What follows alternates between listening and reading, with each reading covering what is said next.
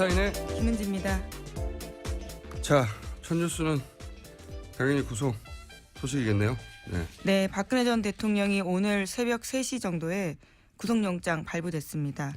강구영 영장 전담 판사는요, 주요 혐의가 소명되고 증거인멸 염려가 있어서 구속의 사유와 필요성, 상당성이 인정된다 이렇게 설명했습니다.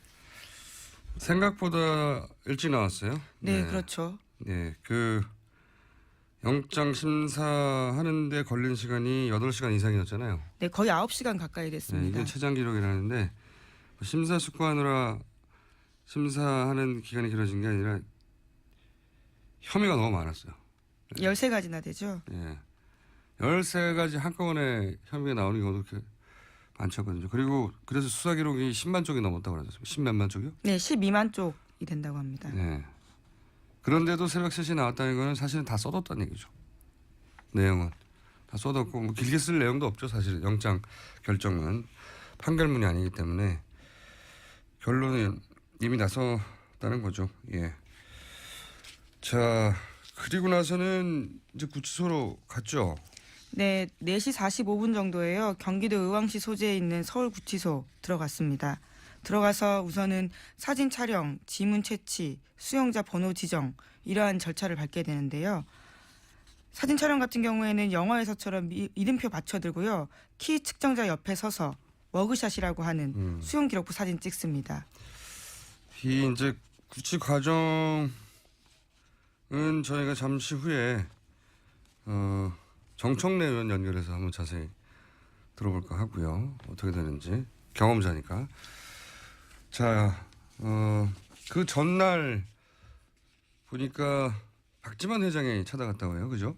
네, 4년 만에 만났다라고 하는데요. 박지만 이지 회장 부부가요, 어제 삼성동 박근혜 전 대통령 자택 찾았습니다. 그래서 대화를 나눴다라고 하는데요. 친박 의원들에 따르면 박 회장은 누나 잘 지내냐 이렇게 물었다고 하고요. 이에 대해서 박 전 대통령은 오랜만이다라고 답했다고 합니다. 또한 박 전 대통령은 사저를 찾은 친박 의원들한테 자신이 떠나면서 가서 소명 잘하겠다 이렇게 말하기도 했고요.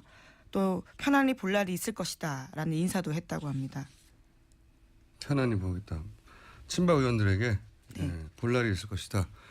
구치소에서 다 만나자는 얘기인가요? 예, 아직 미결된 수용자 같은 경우에는요, 하루에 10분이거든요. 한 명만 가능합니다. 아니, 이제 그분들 다 들어오라는 얘기죠. 네. 예. 그 가족 얘기하니까, 박지만 씨가 했던 얘기가 있어요. 피보다 진한 물이 있더라. 네, 그 정윤회 사건 때 예. 조사받으면서 했다라고 하는 말이죠. 예, 피보다, 여기서 물은 제가 보기에는 물질인 것 같아요. 그냥 워터가 아니라. 사실은 최태민 씨 때부터 끊임없이 그런 얘기를 했죠. 가족을 멀리하라. 원래 이 사이비 종교가 가장 먼저 하는 게 가족 차단이에요. 근데 어릴 때는 그럴 수 있는데 성인이 되고 나이를 먹어가면서 스스로 판단해야 되는데 이제 그대로 행동했죠. 실제 박근혜 전 대통령은 가족을 멀리한 정도가 아니라 여동생이 하나인데 한센인 동원해서 머리채를 잡고 끌어내가지고 네, 유경재단 폭력 사건 때 그런 식으로 했었죠. 멀리한 정도가 아니었어요. 결국 남는 거는 다시 가족이네요. 예. 그리고 그 뉴스를 보면서 좀 무슨 생각이 했냐면 오프닝에서 잠깐 얘기했지만 그 전에 제가 이제 새벽에 일어나니까 4시쯤에 제가 일어난단 말이죠 보통. 근데 마침 그때 구속이 됐어요. 네. 예. 그리고 생각해보니까 서울구치소가 임시정부 수준이에요 지금. 네. 임시정부 수준이에요. 거기에 40년직의 최순실 씨도 있고 왕 실장도 거기 있고요. 네, 박근혜 전 정부의 내각이 사실상 꾸려져 있죠. 최측근 장관도 예. 있고 수석들도 있고요. 문고리 3인방 중에 정호성 씨도 있고. 정호성 전 비서관은 남부구치소에 있습니다. 그래요? 예. 자금을 대준 재벌 대표로 삼성 이재용 부회장도 있고 사실상 이 사람들만으로 정부를 운영했거든요. 임시정부 수준으로 지금 구치소가 운영되고 있습니다. 유일하게 빠진 실세가 우병우 전 민정수석 정도고 그리고 문고리 2인방 정도를 제외하면 사실상 박근혜 정부를 움직였던 주요 인사들이 다 있어서 서울 임시정부 수준입니다. 현재. 무슨 얘기하다가 일로 왔죠? 그런 생각도 들었어요. 박근혜 전 대통령이 자신에게 불리한 일이 벌어졌을 때 일을 처리하는 방식, 꼬리를 아주 잔인하게 잘라버리잖아요. 저는 사태가 여기까지 오는데 물론 태블릿도 큰 역할을 했지만 정호성 비서관이 본인이 본인 선에서 꼬리가 잘릴까 봐 그 전에 생각해 보시면 그 정윤회 문건 사건인데 잘려나가는 걸 봤지 않습니까? 명백한 사건인데도. 그런데 이 사건이 터지고 나서 태블릿에 들어있는 문서를 정호성 비서관이 단독으로 그냥 준 것이다. 이렇게 결론 날 수도 있었어요. 그렇죠. 그때만 하더라도요. 네, 결론 날 수도 있었는데 그렇게 끝나지 않았던 이유가 정호성 비서관이 휴대폰에 남겨놓은 녹취록 때문이거든요. 네, 음성 녹취가 있었죠. 저는 그때 정호성 비서관이 그런 생각을 했을 것 같아요. 그거를 충분히 버릴 시간이 있었는데 버려지지 않고 그게 집에서 압수수색 때 나왔다는 게 다들 의아해했거든요. 정호성 비서관 본인 입장에서는 나만 죽고 영원히 끝날 수도 있겠다.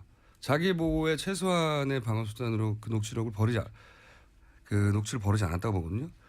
박근혜 전 대통령이 그 전에 그렇게까지 잔인하게 자기한테 불리하다 싶으면 아무리 충성했던 사람도 단칼에 베어내고 자기만 살려고 했던 그런 패턴이 아니었다면 이번엔 거꾸로 살았어요. 제가 보기엔 벗어날 수 있었어요. 어떻게든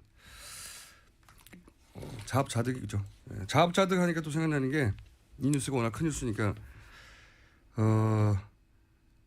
박근혜 전 대통령이 몰라온 결국은 최태민, 최순실로 이어지는 그 인연 때문인데 이 아이러니한 것이 지금까지는 알려진 게 이제 유경수 여사 사망 후에 위로 편지 때문에 인연이 시작됐다 이런 식으로 알려졌잖아요. 제가 취재한 결과는 아닙니다.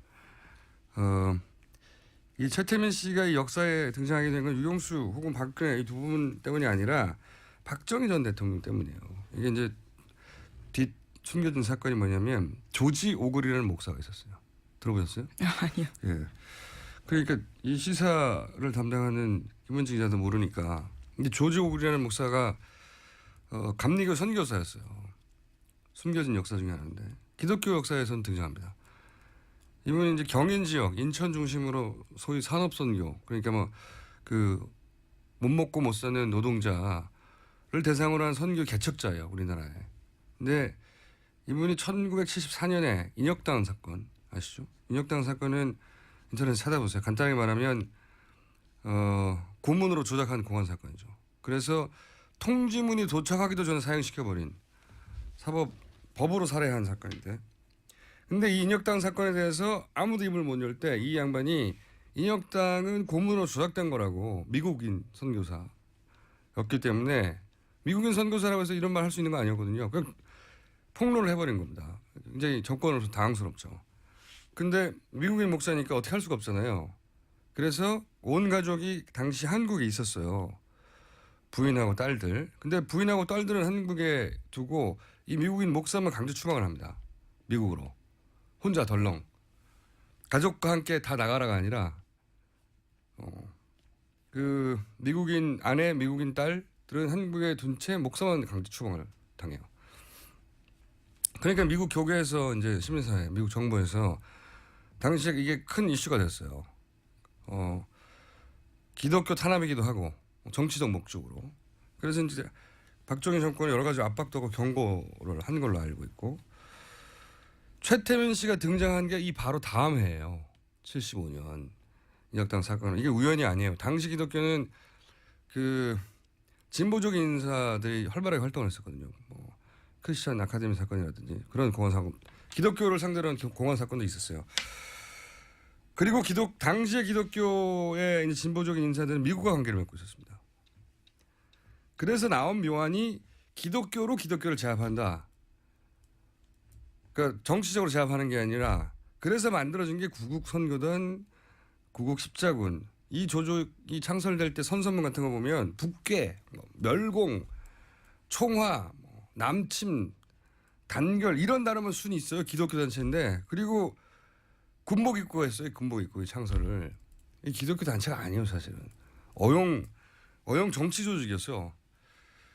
근데 포장을 기독교로 한 거죠. 왜냐하면 보수 기독교가 진보 기독교에 반대하는 것은 종교 간의 문제지 정치가 개입한 게 아니라고 만들려고 했던 거고 거기에 이제 그 영세교의 책사라고 자기를 태자맘마라고 불렀던 수작으로 최태민 씨 목사도 아니었고 설교를 할 줄도 몰랐고 그분을 이제 발탁을 한 거죠. 네, 근데 당시 이단 연구의 선구자라고 하는 탕명원 소장 기록에 따르면 네,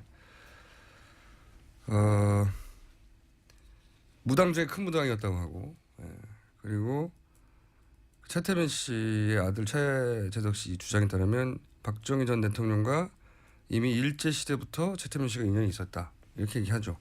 최태민 씨는 일제 순사 출신이었고 박정희 전 대통령은 일제 장교 출신이었거든요. 일본에서 만났다. 뭐 신빙성이 있다고 저는 보는 게 어느 날 갑자기 이렇게 중요한 그 정치 조직 권변 정치 조직을 일면식도 없는 역술인을 편지 하나 보냈다고 수장으로 내린다는 건 말이 안 되는 거죠.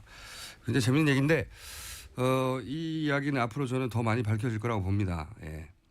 근데 이런 걸 숨기기 위해서 이제 편지 스토리를 당시 만들어냈다. 제 취재 결과는 그렇습니다. 이 아이러니죠. 박정희 전 대통령이 자기 권력을 강화하려고 최태민을 고용하고 통제했는데 자식 때 이르러서는 거꾸로 최태민의 딸이 거꾸로 박정희의 딸을 통제하고 그리고 박정희 신하까지 몰락시킨. 자, 갑자기 입이 터졌어요. 그런 일이다. 본인의 몰락은 본인이 권력욕 때문에 시작된 것이다. 본인의 신화의 몰락은. 언제 길게 얘기를 한번 할 시간이 있겠죠. 예. 내가 너무 많이 잡아먹었네. 제목 정도 정리하죠. 예. 네, 세월호 오늘 목포신항으로 출발해서요. 지금 또 목포신항을 가고 있습니다. 네. 하지만 부식이 굉장히 심각해서요. 당장 수색하기 힘들 수도 있다라는 이야기가 나오고 있습니다. 그러니까요. 그래서 뻘도 너무 많고 이게 조사 시기, 조사 방법 이거 원점에서 다시 고려해야 되는 게 아닌가 이런 상황인 거고요. 예. 또 제목만 급히 읽을 수 있겠습니다. 몇 가지. 왜냐하면 저기 미니 인터뷰가 하나 준비돼 있거든요. 예. 네. 뭘로 말씀을 드릴까요? 너무 많죠? 예. 우병우 수석 같은 경우에는요. 남아있는 가장 핵심적인 수석은 구속되지 않고 기소되지 않고 우병우 전 민정수석이죠. 예, 우병우 전 수석 관련해서는요. 세월호 수사 외압했다라는 거에 대해서 검찰이 수사를 하고 있고요. 이에 대해서 담당 검사의 진술도 확보했다라고 합니다. 당시 외압을 받았다고는 예. 그 외압을 받았다고는 광주지검의 그 부장검사 이제 부장검사로부터 진술 확보했다는 거죠. 외압이 있었다고. 실제로 우병우 전 수석은요. 청문회 때 전화 건 사실을 인정했습니다. 근데 외압은 아니었다고 했죠. 네네. 예. 자, 나머지 안철수 후보가 4연승해서 뭐 당연히 예상된 건데 후보로 거의 확정적이고 오늘은 한국당이 확정되죠 후보가. 예, 자유한국당 후보 확정됩니다. 예. 더불어민주당은 영남에서 경선이 있습니다. TV 토론 마지막이고. 예, 어제 마지막으로 했고요. 안희정, 이재명 두 후보가 2, 3위 콜라보를 하겠다고 하는 그런 뉴스가 있더라고요. 굉장히 개인적으로 흥미롭게 보는데 원래 결선을 가고자 하는 게 목표잖아요. 근데 두 후보가 콜라보를 해서 어쨌든 결선에 가자. 예. 굉장히 흥미로운 제안이라고 봅니다. 예. 자, 여기까지 하고요. 저희가 또 걱정하는 게 뭐냐면 박근혜 전 대통령이 이제 구속되면서 친박 집회들 안 그래도 과격해서 사실 기자들도 많이 다치고 했잖아요. 예. 그런 뉴스가 계속 쏟아져 왔었죠. 예, 저희 취재 기자들도 맞아서요. 네. 상처가 나고 그랬습니다. 그러니까 뭐 특정 기자만 그러는 게 아니라 거기 예, 보이는 기자 다 네. 때리고 있습니다. 취재하는 모든 기자들 그리고 뭐 주민들에게도 그래서 제가 도대체 어느 정도인지 이 문제를 한번 간단하게 짚어볼까 합니다. 미니로 그런 뉴스만 접했지. 친박 집회의 폭행들이 어떤 식으로 벌어지고 있는지 윤석빈 전국 언론노동조합 특임부위원장 연결돼 있습니다. 안녕하세요. 네, 안녕하세요. 네, 여보세요? 네, 목소리를 네, 안녕하세요. 상쾌하게 해주십시오. 네. 그 간간히 접하긴 했는데 네. 이 친박 집회에서 이제 이 폭행 사태로 언론인들이 곤욕을 치는 게 어느 정도입니까? 지금 현재 공식 집계가 된 부분은 없는데요. 예. 저희가 조사한 바로는 헌재가 예. 박근혜 전 대통령을 파면한 10일부터 예. 13일까지 4일 동안에만 안국동 일대하고 박근혜 전 대통령의 삼성동 자택 인근에서 예. 12건 이상의 기자 집단 폭행이 있었습니다. 2박 3일 만에. 네네. 그 이후로도 계속 그런 기사들이 나오던데 네네. 좀 구체적으로 몇 가지 사례를 소개해 주시면 어떤 일이 있었습니까? 그 많은 분들이 인터넷을 통해서 보셨을 텐데요. 네. 이 사건 중에는 취재 중이던 사진 기자 뒤에서 사다리로 머리를 내리치는 저도 그런 봤습니다. 장면이 잡힌 사진이 있었죠. 네, 굉장히 심각한 폭행이던데. 예, 그랬었죠. 예. 또 카메라를 잡아당기거나 예. 뭐 10여 명의 지지자들이 둘러싸서 욕과 발기질을 하는 경우들 이런 예. 것들이 좀 많았죠. 제가 들은 케이스 중에 하나는 넘어졌는데 밟아가지고 이대로 내가 죽겠다 싶어서 정말로 네. 죽은 척했다고 하는 기자 얘기도 들었는데. 네, 그분은 저희 언론노조 네. 조합원은 아닌데 예. 저희도 그건 접수를 했거든요. 예. 조합원이 그런 아닌 경우도 케이스도. 예, 그렇죠. 무차별하게 이제 기자들을 폭행을 하는 거죠. 그러니까 카메라를 든 사람들을만 보이기만 하면 뭐 구분하지 않고 때리고 뭐 커피를 끼얹기도 하고 그렇다면서요. 예, 어저께 일어났던 일인데요. 예. 오전 7시 30분쯤에 강남구 삼성동 박 대통령 집 인근 골목에서 일어난 일입니다. 그 친박 지지자가 신문사의 취재 기자를 향해서 먹다 남은 커피를 끼얹었다고 하더라고요. 그리고 이제 사실은 이제 요즘에는 이런 일들이 좀 빈번한데요. 쓰레기를 던진다거나 욕을 좀 심하게 하고, 침을 뱉거나 이런 일들이 있고요. 얼굴에 침 뱉고. 또 오후, 맞습니다. 그리고 오후 3시 10분께는 서초동 서울중앙지방검찰청 서문 앞에서 60대로 보이는 남성 한 분이 방송사 기자를 등하고 엉덩이를 발로 찼다고 하더라고요. 제가 이 기자하고는 어저께 직접 통화를 했었는데요. 예. 경찰은 스크럼을 짜고 보호를 해주고 있었는데도 갑자기 이를 뚫고 발기질을 해서 피할 수가 없었다고 하더라고요. 그러니까 이제 뭐 언론 기자들이 자기 이야기를 기사화 잘 하기가 힘드니까. 네, 그렇죠. 예. 그 이야기가 잘 등장은 안 하는데 사실은 거기 가는 분들 무섭다고 하더라고요. 막 때리고 뜨거운 커피 붓고 뭐 침 뱉고 사다리 휘두르고 하니까. 예. 그러니까 욕이 뭐 단순히 멀리서 네. 쓰레기, 기레기 가라 뭐 이런 정도가 아니라 예. 좀 입에 담기 힘든 말들. 그렇죠. 눈앞에서 예. 뭐 어떻게 해버린다고 아주 그냥 찢어서 어떻게 한다고 뭐 이런 식의. 예, 그런 식입니다. 그렇군요. 이렇게 기자들에게 이렇게까지 적대적으로 된 거는 무슨 이유라고 보십니까? 어떤 이유라고? 이게 좀 단정 짓기는 좀 어려운 측면이 있는데 박 전 대통령 지지자들이 자신에게 우호적인 언론은 사실 지금은 MBC밖에 없다고 인식하고 있습니다. MBC 기자들만 이런 폭력으로부터 자유롭습니까? 네. 예를 들어서 뭐 보수 정편 기자들도 마찬가지로 당합니까? TV조선 같은 경우엔 그 탄핵의 같은 세력이라고. TV조선까지. 예. MBC 입장에서는 자랑스러운 건 아닌데 어쨌든 MBC 카메라를 제외하고는 무차별로 공격하고 있다. 그렇죠. 어허. 저희들이 볼 때는 친박 집회를 주도하는 이들이나 보수 인터넷 매체에서 언론 노조가 언론사를 장악하고 네. 가짜뉴스로 박 전 대통령의 탄핵을 주도했다는 식으로 여론을 왜곡시키기 때문에 저희가 좀 타깃이 되는 것 같고요. 언론 노조가 타깃이 되니까 모든 기자들이 다 좌빨, 빨갱이 뭐 이렇게 보이는 게 아닌가. 그렇게 또 실제로 얘기를 하고 계시고요. MBC를 제외한 모든 기자들이 다 좌빨이다. 예. 예. 그래서 그들이 가짜 뉴스를 만들어내서 결국 이렇게 된 거다. 인식 체계가 그렇다는 예. 거죠. 예, 사례를 하나 들자면 지난 2월 13일 날 국회 환경노동위원회에서 MBC 경영진의 노조 탄압 등 부당 노동 행위로 백종원 MBC 부사장을 고발하고 예. 경영진에 대한 청문회 개최를 의결했었거든요. 네. 근데 3일 뒤인 2월 16일 날 MBC는 뉴스를 통해서 더불어민주당이 MBC 청문회 개최를 밀어붙이는 데에는 민주노총 산하의 언론 노조가 사실상 배후에 있다는 식으로 여론을 선동을 했습니다. MBC만 정상이라고 생각하는군요, 지금.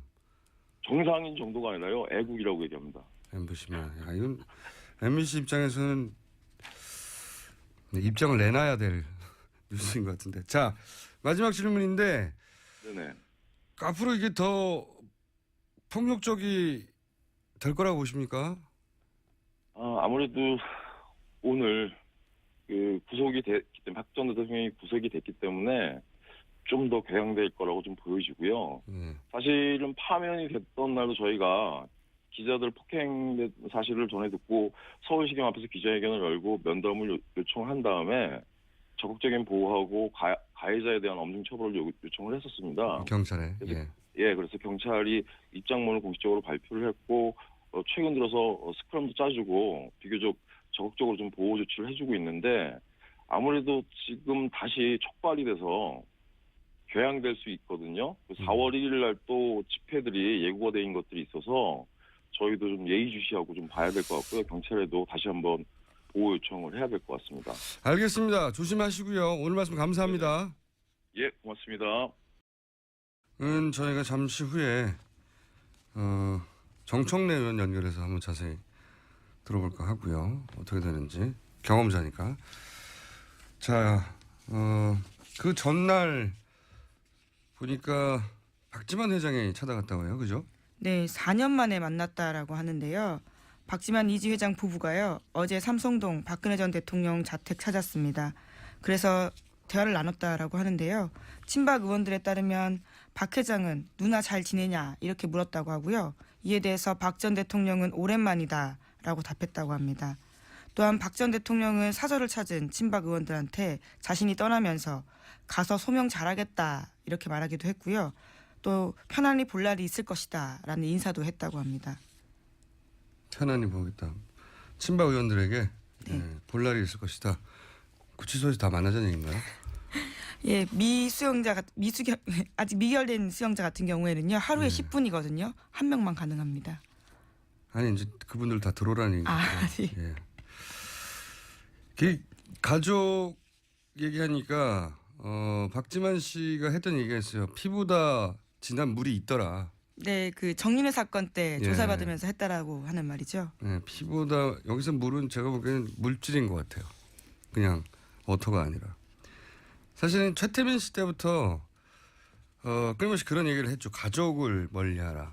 원래 이 사회주의 종교가 가장 먼저 하는 게 가족 차단이에요.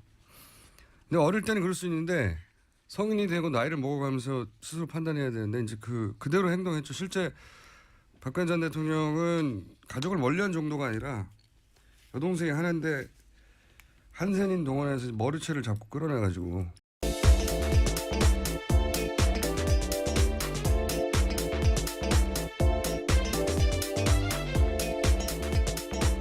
시사인의 김은지입니다. 자, 첫 뉴스는 당연히 구속 소식이겠네요. 네, 박근혜 전 대통령이 오늘 새벽 3시 정도에 구속영장 발부됐습니다. 강구영 영장 전담 판사는요. 주요 혐의가 소명되고 증거인멸 염려가 있어서 구속의 사유와 필요성, 상당성이 인정된다 이렇게 설명했습니다. 생각보다 일찍 나왔어요. 네, 그렇죠. 네, 그 영장 심사하는데 걸린 시간이 8시간 이상이었잖아요. 네, 거의 9시간 가까이 됐습니다. 이게 최장 기록이라는데 심사숙고하느라 심사하는 기간이 길어진 게 아니라 혐의가 너무 많았어요. 13가지나 되죠. 예. 13가지 한꺼번에 혐의가 나오는 경우도 그렇게 많지 않거든요. 그리고 그래서 수사 기록이 10만 쪽이 넘었다고 그러죠. 10몇만 쪽이요? 네, 12만 쪽이 된다고 합니다. 네. 그런데도 새벽 3시에 나왔다는 거는 사실은 다 써뒀다는 얘기죠. 내용은. 다 써뒀고 뭐 길게 쓸 내용도 없죠. 사실은 영장 결정은 판결문이 아니기 때문에 결론은 이미 나섰다는 거죠. 예. 자, 그리고 나서는 이제 구치소로 갔죠. 네, 4시 45분 정도에요. 경기도 의왕시 소재에 있는 서울구치소 들어갔습니다. 들어가서 우선은 사진 촬영, 지문 채취, 수용자 번호 지정 이러한 절차를 밟게 되는데요. 사진 촬영 같은 경우에는 영화에서처럼 이름표 받쳐들고요. 키 측정자 옆에 서서 머그샷이라고 하는 수용 기록부 사진 찍습니다. 이 이제 구치 과정 꼬리가 잘릴까봐. 그 전에 생각해 보시면 그 정윤회 문건 사건인데 잘려나가는 걸 봤지 않습니까? 명백한 사건인데도. 그런데 이 사건이 터지고 나서 태블릿에 들어있는 문서를 정호성 비서관이 단독으로 그냥 준 것이다. 이렇게 결론 날 수도 있었어요. 그렇죠. 그때만 하더라도요. 네, 결론 날 수도 있었는데 그렇게 끝나지 않았던 이유가 정호성 비서관이 휴대폰에 남겨놓은 녹취록 때문이거든요. 네, 음성 녹취가 있었죠. 저는 그때 정호성 비서관이 그런 생각을 했을 것 같아요. 그거를 충분히 버릴 시간이 있었는데 버려지지 않고 그게 집에서 압수수색 때 나왔다는 게 다들 의아해했거든요. 정호성 비서관 본인 입장에서는 나만 죽고 영원히 끝날 수도 있겠다. 자기 보호의 최소한의 방어 수단으로 그 녹취록을 버리지 않았다고 보거든요. 박근혜 전 대통령이 그 전에 그렇게까지 잔인하게 자기한테 불리하다 싶으면 아무리 충성했던 사람도 단칼에 베어내고 자기만 살려고 했던 그런 패턴이 아니었다면 이번엔 거꾸로 살았어요. 제가 보기엔 벗어날 수 있었어요. 어떻게든 자업자득이죠. 자업자득 하니까 또 생각나는 게 이 뉴스가 워낙 큰 뉴스니까 박근혜 전 대통령이 몰라온 결국은 최태민, 최순실로 이어지는 그 인연 때문인데 이 아이러니한 것이 지금까지는 알려진 게 이제 유경수 여사 사망 후에 위로 편지 때문에 인연이 시작됐다 이런 식으로 알려졌잖아요. 제가 취재한 결과는 아닙니다. 이 최태민 씨가 이 역사에 등장하게 된 건 유경수 혹은 박근혜 이 두 분 때문이 아니라 박정희 전 대통령 때문이에요. 이게 이제 숨겨진 사건이 뭐냐면 조지 오글이라는 목사가 있었어요. 들어보셨어요? 아니요. 예. 그러니까 이 시사를 담당하는 김은지 기자도 모르니 네, 유경재단 폭력 사건 때 그런 식으로 했었죠. 멀리한 정도가 아니었어요. 결국은 남는 거는 다시 가족이네요. 예. 그리고 그 뉴스를 보면서 좀 무슨 생각이 했냐면 오프닝에서 잠깐 얘기했지만 그 전에 제가 이제 새벽에 일어나니까 4시쯤에 제가 일어난단 말이죠 보통. 근데 마침 그때 구속이 됐어요. 네. 예. 그리고 생각해보니까 서울구치소가 임시정부 수준이에요 지금. 네. 임시정부 수준이에요. 거기에 40년직의 최순실 씨도 있고 왕 실장도 거기 있고요. 네, 그리고 박근혜 전 정부의 내각이 사실상 꾸려져 있죠. 최측근 장관도 예. 있고 수석들도 있고요. 문고리 3인방 중에 정호성 씨도 있고. 정호성 전 비서관은 남부구치소에 있습니다. 그래요? 예. 자금을 대준 재벌 대표로 삼성 이재용 부회장도 있고 사실상 이 사람들만으로 정부를 운영했거든요. 임시정부 수준으로 지금 구치소가 운영되고 있습니다. 유일하게 빠진 실세가 우병호 전 민정수석 정도고 그리고 문고리 2인방 정도를 제외하면 사실상 박근혜 정부를 움직였던 주요 인사들이 다 있어서 서울 임시정부 수준입니다. 현재. 무슨 얘기하다가 여기로 왔죠? 네. 그런 생각도 들었어요. 박근혜 전 대통령이 자신에게 불리한 일이 벌어졌을 때 일을 처리하는 방식, 꼬리를 아주 잔인하게 잘라버리잖아요. 저는 사태가 여기까지 오는데 물론 태블릿도 큰 역할을 했지만 정호성 비서관이 본인 선에서 그러니까 조지 오글이라는 목사가 감리교 선교사였어요. 숨겨진 역사 중에 하나인데 기독교 역사에서는 등장합니다. 이분이 이제 경인 지역 인천 중심으로 소위 산업 선교 그러니까 못 먹고 못 사는 노동자를 대상으로 한 선교 개척자예요 우리나라에. 근데 이분이 1974년에 인혁당 사건 아시죠? 인혁당 사건은 인터넷에 찾아보세요. 간단하게 말하면 고문으로 조작한 공안 사건이죠. 그래서 통지문이 도착하기도 전에 사형시켜버린 법으로 살해한 사건인데 근데 이 인혁당 사건에 대해서 아무도 입을 못 열 때 이 양반이 인혁당은 고문으로 조작된 거라고 미국인 선교사였기 때문에 미국인 선교사라고 해서 이런 말 할 수 있는 거 아니었거든요. 그냥 폭로를 해버린 겁니다. 굉장히 정권으로서 당황스럽죠. 근데 미국인 목사니까 어떻게 할 수가 없잖아요. 그래서 온 가족이 당시 한국에 있었어요. 부인하고 딸들. 근데 부인하고 딸들은 한국에 두고 이 미국인 목사만 강제 추방을 합니다. 미국으로.